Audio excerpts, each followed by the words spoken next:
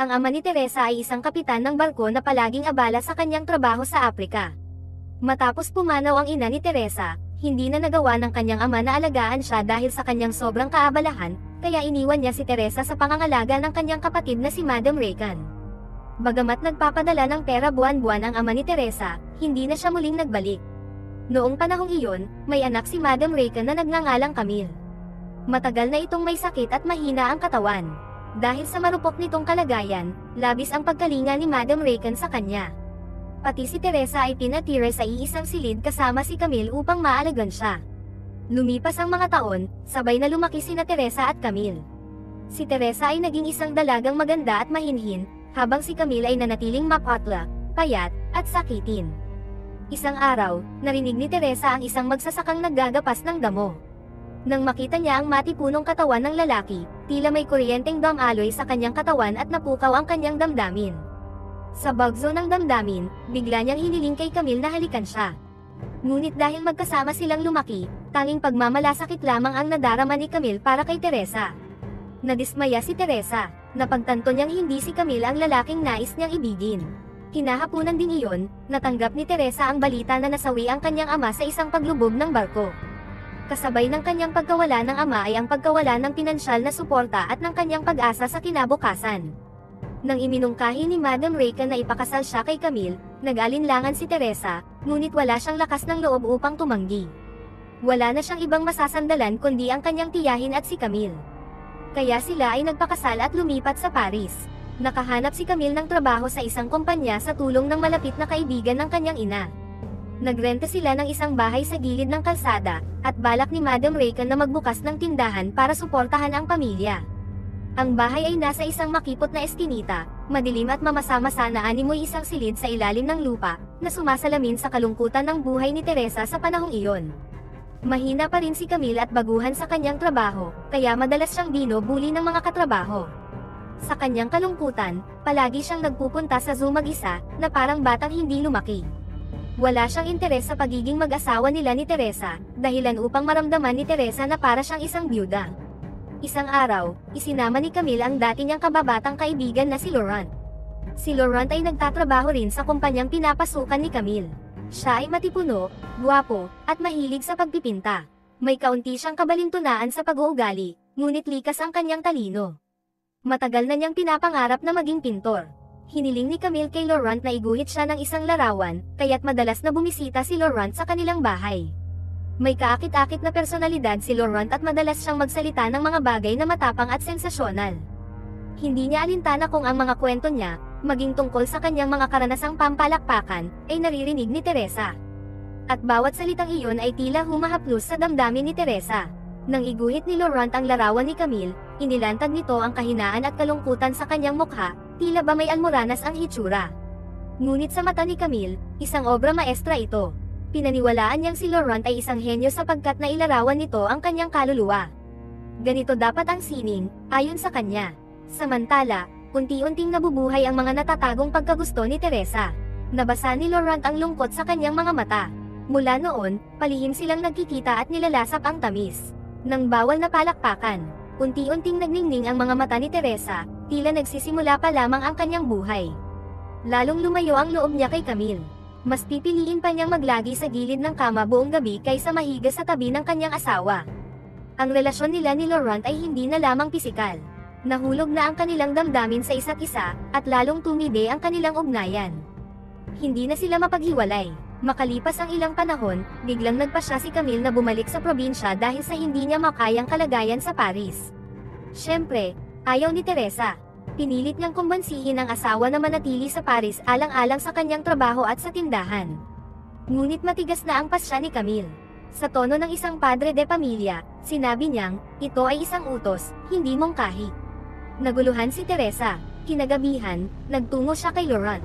Ang tanging sigurado siya ay hindi niya kayang mawala si Laurent. Subalit may naisip si Laurent, nais niyang itumba si Camille at palabasin na aksidente ito. Nagulantang si Teresa sa narinig. Hindi siya tumutol, ngunit hindi rin siya pumayag. Ang tanging malinaw sa kanya, hindi na niya kayang mawalay pa kay Laurent. Isang araw, binigyan siya ni Camille ng isang bulaklak, ang unang pagkakataong naging romantiko ito sa kanya. Labis siyang nagulat. Nagkayayaang mag-picnic silang tatlo, si Camille, Teresa, at Laurent. Pagod sa paglalakad, humiga si Camille sa ibabaw ni Teresa upang makapahinga. Ang kilos na ito ay nagpasiklab ng matinding selos kay Laurent, at lalo lamang tumindi ang kanyang pagnanais na iligpit si Camille. Pagkatapos, iminungkahi ni Camille na sila ay magbangka sa lawa. Nag-alinlangan si Teresa, naramdaman niyang buo na ang loob ni Laurent na saktan si Camille. Kung sasakay siya sa bangka, mapapahamak si Camille. Ngunit matapos ang matinding paglalaban ng damdamin, sumang-ayon si Teresa sa desisyon ni Laurent. Sa sandaling iyon, nanag ang kanyang pag-ibig kay Laurent laban sa kanyang konsensya at katinoan. Sa payapang lawa na iyon, isang pagtamba ang malapit ng mangyari. Nang umusad na ang bangka palayo sa mataong bahagi, wala nang balikan. Ilang saglit pa, nag-echo sa paligid ang malalakas na sigaw. May aksidente raw sa bangka. Tanging sina Laurent at Teresa ang nakaligtas. May kwento si Laurent pagkatapos, nang tumaob ang bangka, sinabi raw ni Camille na unahin niyang iligtas si Teresa. Ngunit pagdating ni Laurent kay Teresa, nilamon na ng ilog si Camille. Pinaniwalaan ng lahat na isa itong trahedyang aksidente. Ngunit hindi matahimik si Teresa. Pinilit siyang aliwin ni Laurent, sinabing kailangan niyang maging matatag, dahil kung hindi, mawawala ang lahat. Lubos namang winasak ng balita ang damdamin ni Madam Rakan. Patuloy ang paghahanap kay Camille hanggang sa matagpuan ang kanyang labi, na ngayoy nabubulok na, isang tanawin na halos ikasukan ni Laurent. Nang may libing si Camille, wala nang hadlang sa pagitan ni Teresa at Laurent, ngunit sa halip na saya, hinabol sila ng kanilang mga kasalanan. Lalo na si Teresa, araw-araw niyang nasasaksihan ang pagluha ni Madam Rakan. Ito'y nagpabigat sa kanyang konsensya. Minsan, bigla na lamang siyang sisigawan ni Madam Rakan, tinatanong kung bakit siya ang nabuhay at hindi ang anak nito. Hindi makasagot si Teresa, bagamat batid niyang may kasalanan siya. Maya-maya'y magsisisi si Madam Rakan at sasabihing nagdalamhati lamang siya at nasaraan ng bait. Simula noon, nawala na ang lahat ng saya sa kanilang tahanan, puro dalamhati na lang ang natira. Nagsimulang banggan-gutin si Teresa, palaging bumabalik sa kanyang isip ang tagpo sa lawa. Naging labis siyang sensitibo upang hindi mapaghinalaan. Bihira na silang magkita ni Laurent, at tuwing nagkikita sila, hindi na nila ito kinagigiliwan. Lagi siyang may tanong. Sa kanyang isipan, bakit kailangang iligpit si Camille? Tinitiyak ni Laurent na ang mahalaga ay magkasama na sila ngayon. Ngunit hindi ito sapat. Sa kabutihang palad, mahal ni Madam Rakan si Laurent, na matalik na kaibigan ng kanyang anak. Sa payo ng iba, pinakasal niya si Teresa kay Laurent. Gumawa pa siya ng testamento, ipinamamana ang tindahan at iba pang ari-arian sa kanilang dalawa. Sa pagkawala ng kanyang anak, si Teresa at Laurent na lamang ang natitirang pag-asa niya. Sa unay naging masaya sina Teresa at Laurent, tila may bagong simula. Ngunit hindi ganoon kasimple. Nasa silid pa rin ni Madam Rakan ang larawan ni Camille. Sa bawat tingin dito, sinasakal ng guilt si Teresa. May pilat pa si Laurent sa leeg, tanda ng huling laban nila ni Camille. Ang pilat at larawan ay naging anino ng kanilang konsensya. Napagtanto ni Teresa na hindi na niya kayang mahalin si Laurent gaya ng dati. Lagi siyang ginugulo ng alaala sa lawa, si Laurent na kumikilos, si Camille na lumulubog. Ang lahat ng ito'y tila maltong hindi siya tinatantanan. Napaliligiran ang kanyang buhay ng kasalanan at pangungutya ng budi. Lalong lumala ang kalusugan ng pag-iisip ni Madam Rakan sa patuloy na dalamhati. Lagi niyang iniisip ang anak, na parang nararamdaman pa rin ang sakit ng kanyang pagkawala. Sa gitna ng pagdurusa, bigla siyang inatake at natamba.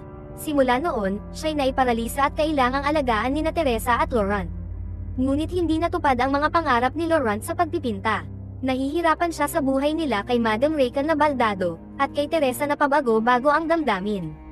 Malayo ito sa masayang buhay na pinangarap nila noon. Nag-umpisa na silang mag-away. Minsan, nasasabi na ni Teresa ang tungkol sa pagtapos sa lawa. Isinusumbat nila sa isa't isa ang pagkawala ni Camille. Isang gabi, narinig ni Madam Rakan ang kanilang pagtatalo, at nalaman niya ang katotohanan. Sa kabutihang palad, paralisado siya't hindi makapagsalita. Kaya't wala silang naging problema. Ngunit isang araw, sa isang salo-salo, pinilit ni Madam Rakan na sumulat gamit ang mahina niyang kamay. Isinulat niya ang mga pangalan ni Teresa at Laurent, na sana'y isusumbong ang ginawa nilang krimen. Ngunit wala siyang lakas upang tapusin ito. Ang mga bisita, na walang alam sa katotohanan, inakala lamang na nagpapasalamat si Madam Rakan sa pag-aalaga ni Teresa at Laurent. Kahit nakaligtas sila sa parusa, hindi matahimik si Teresa. Lagi siyang nangangamba na mabubunyag ang kanilang kasalanan. Nagpasya siyang lumipat ng tirahan. Napuno siya ng hinanakit kay Madam Rakan, mula pa nang ipilit siyang ipakasal kay Camille. Sa isip niya, kasalanan ng tiyahin ang lahat ng ito. Ngunit kahit ganoon, hindi pa rin nawala ang kanyang pagkabagabag. Nagsimula siyang malulong sa kasayahan sa mga party, alak, at halakhak, upang takasan ang nakaraan. Ngunit sa kalasinggan, lumala ang kanilang relasyon ni Laurent. Sinisi niya ito sa pagkasira ng kanyang buhay. Sa tuwing tinitingnan niya si Laurent, napupuno siya ng galit at pagsisisi. Isang araw, dumalaw ang kaibigan ni Madam Rakan at nakita ang isinulat nito. Nabasa niyang sina Teresa at Laurent ang tumapos kay Camille. Sa takot, dali-daling lumabas ang kaibigan at tinawagan ang pulisya. Nakita rin ni Teresa ang sulat, at doon niya napagtanto, na hayag na ang kanilang kasalanan. Sa pagkakataong iyon, hindi na niya sinisi si Madam Rakan. Sa halip, pinuno siya ng guilt at same time na humingi ng tawad. Lahat ay malinaw na, hindi na magtatagal at darating na ang mga awtoridad. Handa na sila ni Laurent. Dinala nila si Madam Rakan sa gilid ng ilog sign. Doon nila haharapin ang katapusan. Huling sandali ng katapatan, nagbukas sila ng damdamin sa isa't isa. Si Teresa ay may dalang kutsilyo. Si Laurent, may gamot. Nang matuklasan nilang pareho ang balak nila, tila nabunutin sila ng tinak. Sa huli, nagsalita sila mula sa puso, para sa huling pagkakataon. Uminom si Laurent ng dala niya. Pagkatapos, inubos ni Teresa ang natira. Yamakap silang dalawa, parang dalawang sugatang ibon sa tubig. Anuman ang kanilang naging kasalanan o saya sa buhay, tinapos ng kamatayan ang lahat. At dito nagtatapos ang kwento ng pelikula.